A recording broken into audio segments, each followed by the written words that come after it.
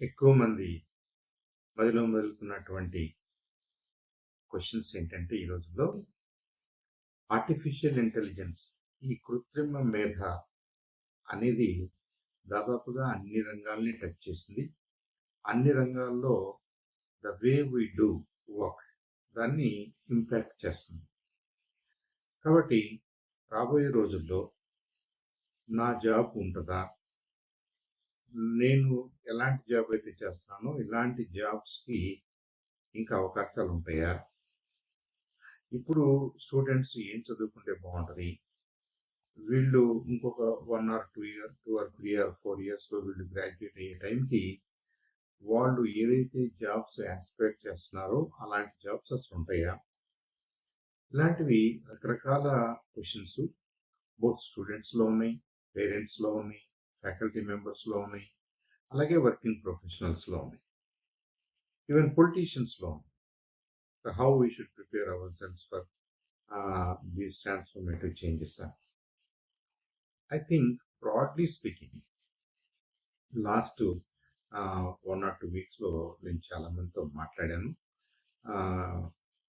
Very senior professionals, faculty members in universities, అలాగే general ఇండస్ట్రీలో పనిచేస్తున్న వాళ్ళు, బ్లూ కాలర్ వర్కర్స్, కన్స్ట్రక్షన్ ఇండస్ట్రీలో ఉన్నవాళ్ళు, రియల్ ఎస్టేట్ రంగంలో ఉన్నవాళ్ళు, రకరకాల వాళ్ళతోటి స్పెసిఫిక్గా ఈ క్వశ్చన్ అడిగినప్పుడు వాళ్ళ అండర్స్టాండింగ్ ఎలా ఉంది, వాళ్ళు ఏం ఎక్స్పెక్ట్ చేస్తున్నారు, వాళ్ళ రంగాల్లో ఏమి మార్పులు రాబోతున్నాయి, లేదా కొన్ని డెవలప్డ్ కంట్రీస్లో ఎలాంటి మార్పులు ఆల్రెడీ వచ్చేసినాయి, అవి స్లోగా మన భారతదేశంలో కూడా రావడానికి అవకాశాలు ఉన్నాయి అన్నది బేరీజ్ వేసుకుంటే ఐ థింక్ 2-3 ప్యాటర్న్స్ మనకి క్లియర్గా అర్థమవుతాయి.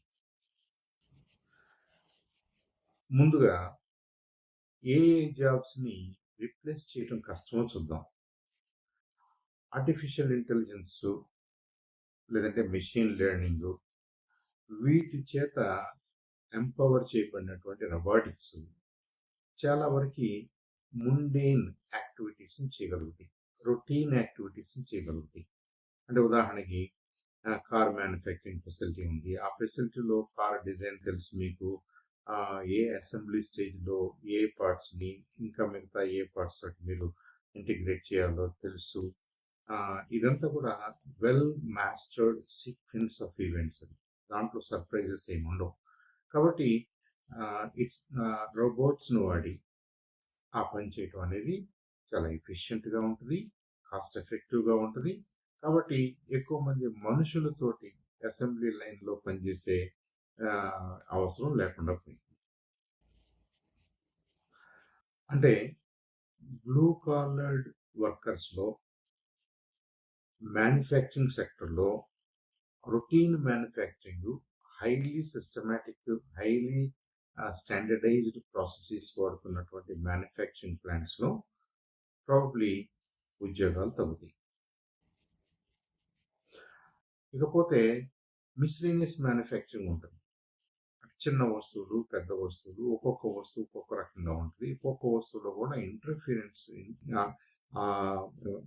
ఇన్వాల్వ్మెంట్ ఆఫ్ యాక్చువల్ పర్సన్ ఉంటుంది.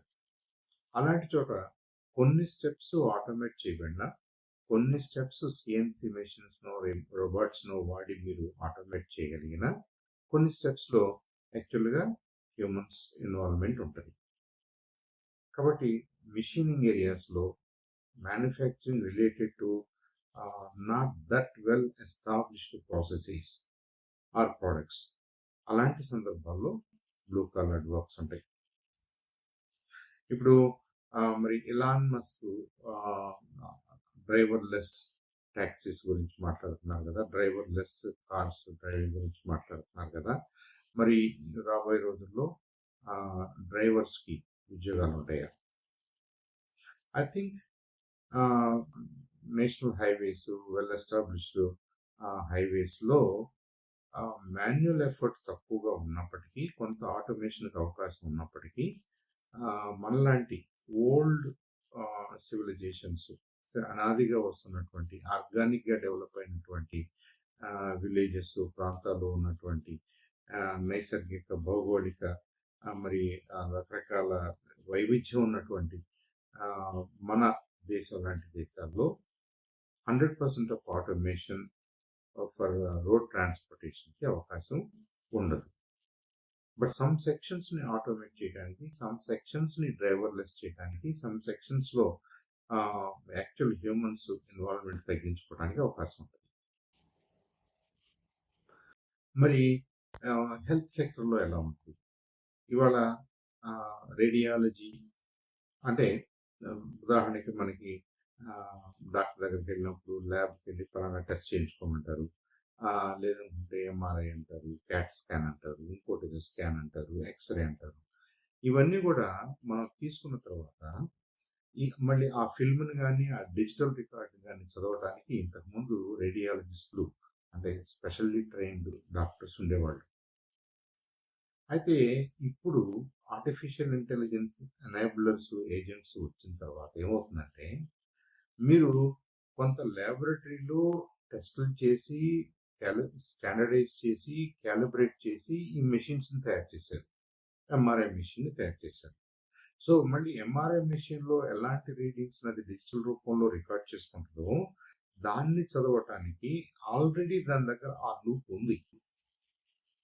the, the, the machine loop and enough intelligence, calibrations, standards already ఆ మెషిన్ ని మ్యానుఫ్యాక్చర్ చేయడంలోనే వాడాం కాబట్టి ఆ డేటాని మనం రికార్డ్ చేసుకోవడంలో వాడాం కాబట్టి మళ్ళీ ఆ రికార్డుని తిప్పి అనలైజ్ చేయడానికి నిజంగా హ్యూమన్ ఇంటర్ఫియరెన్స్ అంతగా అవసరం లేదు. కాబట్టి రేడియాలజీ లాంటివి where machines are already involved, వాటిని ఆటోమేట్ చేయడం ద్వారా, ఏఐ ఎనేబుల్ చేయడం ద్వారా అక్కడ కొంత మ్యాన్ పవర్ని తగ్గించుకునే అవకాశాలు ఉంటాయి. అంటే ఎక్కువగా ఉద్యోగాలు ఉండే అవకాశాలు ఉండవు. But labour intensive actual person ఉండాలి, పర్సన్ ఉంటేనే బాగుంటుంది, పర్సన్ ఉంటేనే ఎఫిషియెంట్గా ఉంటుంది అనే అన్ని సందర్భాల్లో కూడా హ్యూమన్స్కి అవకాశాలు ఉంటాయి. సో మరి ఆఫీసెస్కి వద్దాం. ఆఫీసెస్ ఇప్పుడు మనం చూస్తున్నట్టుగా ఆఫీసెస్ ఉండాలా, ఉంటాయా? మనందరం పలానా టైంలో 9 to 5 అనో 10 to 6 అనో ఏదో ఒక టైంలో ఆఫీస్కి వెళ్ళటం, ఎవరి టేబుల్ దగ్గర వాళ్ళు కూర్చోవటం, పుస్తకాలతోటో, లెడ్జర్స్ తోటో, డాక్యుమెంట్స్ తోటో, ఇంకా కస్టమర్స్ తోటో మాట్లాడటం. ఆఫ్ లేట్ గత 20-30 ఇయర్స్ నుంచి మోస్ట్లీ మనం డెస్క్టాప్ కంప్యూటర్స్, ల్యాప్టాప్ కంప్యూటర్స్ ఇవన్నీ వాడుతున్నాం కాబట్టి, ఇంటర్నెట్ ఎనేబుల్డ్ అప్లికేషన్స్ వాడుతున్నాం కాబట్టి, world wide web based applications వాడుతున్నాం కాబట్టి, కంప్యూటర్స్ కూడా మోరార్లెస్ అన్ని డెస్క్ల మీద కనిపిస్తున్నాయి మనకి. సో కంప్యూటర్స్ను వాడి మనం రోజువారీగా చేసే పనుల్లో చాలా మేరకు ఆటోమేట్ చేసుకోవడానికి అవకాశం ఉంటుంది కాబట్టి, ఇలా పనిచేసే వాళ్ళని మనం వైట్ కాలర్ వర్కర్స్ అంటున్నాం కాబట్టి, ఇలాంటి జాబ్స్ గణనీయంగా ఎఫెక్ట్ అయ్యే అవకాశాలు ఉంటాయి.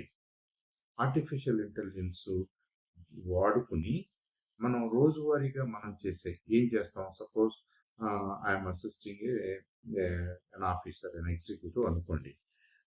మా బాస్ రోజువారీగా ఎన్ని మీటింగ్స్ ఉన్నాయి, నెక్స్ట్ వీక్లో ఎక్కడెక్కడ ట్రావెల్ ప్లాన్స్ ఉన్నాయి, ఎక్కడెక్కడ మీటింగ్స్ ఉన్నాయి, ఆ మీటింగ్స్కి ఎవరెవరు అటెండ్ అవుతున్నారు, వాళ్ళందరి స్కెడ్యూల్స్ ఎలా ఉన్నాయి, వాళ్ళందరినీ ఒక క్యాలెండర్లో పెట్టి నేను ఈ మీటింగ్ని పలానా 10 గంటల నుంచి 12 గంటల వరకు అంటే అందరికీ కన్వీనియంట్గా ఉంటుందా? సో ఆ క్యాలెండర్స్, స్కెడ్యూలింగ్, ట్రావెల్ ప్లాన్స్, వాళ్ళతో మాట్లాడటం, వాళ్ళతో ఈమెయిల్స్ పంపడం, వాళ్ళకి ఏదైనా డాక్యుమెంట్స్ పంపడం, ఇలాంటివన్నీ కూడా సెక్రటేరియల్ జాబ్స్ ఏవైతే ఉన్నాయో దాదాపుగా వాటి అవసరం ఉండకపోవచ్చు. ఎందుకంటే కామెట్ లాంటి ఏఐ ఎనేబుల్డ్ బ్రౌజర్స్ తెర మీదకి వస్తున్నప్పుడు, వాళ్ళు అలాంటి బ్రౌజర్స్ని ఆపరేటింగ్ సిస్టమ్గా ఊహించుకుంటున్నప్పుడు, అలాంటి బ్రౌజర్స్ ఆటోమేటికల్లీ మిగతా అప్లికేషన్స్ తోటి, మిగతా సూట్స్ తోటి, మిగతా లైక్ గూగుల్ గూగుల్ ఏదైతే మనకి ప్రొవైడ్ చేస్తుందో, గూగుల్ డాక్యుమెంట్స్ అని, గూగుల్ వాళ్ళ మెయిల్ అని, గూగుల్ వాళ్ళ యూట్యూబ్ అని, గూగుల్ వాళ్ళ మీటింగ్ అని, like they have probably 100 different products. ఈ ప్రొడక్ట్స్ అన్నిటినీ కూడా యాక్సెస్ చేస్తూ ఆ బ్రౌజరే ఒక ప్లాట్ఫామ్ లాగా, ఆ బ్రౌజరే ఒక ఆపరేటింగ్ సిస్టమ్ లాగా తయారు చేయాలని కామెట్ లాంటి బ్రౌజర్స్ని తెర మీద తీసుకొస్తున్నారు. ఇంకా probably in the next 1 or 2 or 3 years మనం చాలా చాలా చాలా ప్రాక్టికల్‌గా ఉపయోగపడే, ఆఫీసెస్‌లో ఉపయోగపడే, మన వర్క్ ప్లేసెస్‌లో ఉపయోగపడే ఏఐ ఎనేబుల్డ్ అప్లికేషన్స్‌ని, ఏఐ ఎనేబుల్డ్ ఎన్వైర్న్మెంట్స్‌ని, ఏఐ ఎనేబుల్డ్ ప్లాట్‌ఫార్మ్స్‌ని మనం చూస్తాం.